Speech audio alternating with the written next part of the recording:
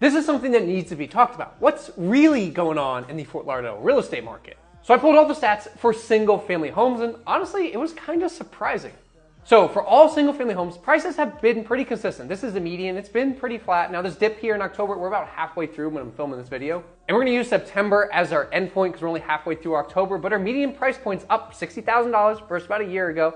Average sales price is down just about $100,000, but you can see as it fluctuates because we do have some multi-million-dollar listings here, which then brings up two main questions that I kind of wanted to find out. What do we look like under $1 million? And then what do we look like on the water? Because that's two completely different property types. So under $1 million, our median price point, and I don't know why they flip-flopped, is actually up about $30,000. We're sitting at about $516,000 compared to about $485,000.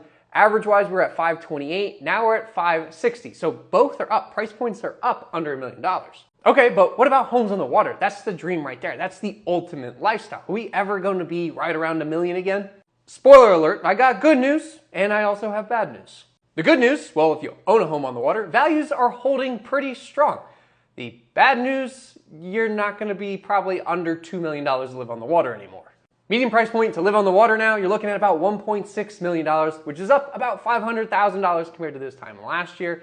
Average, though, is actually down a little bit. So this time last year, we were at about 2.8 million. Right now, we're sitting at about 2.2, 2.3 million.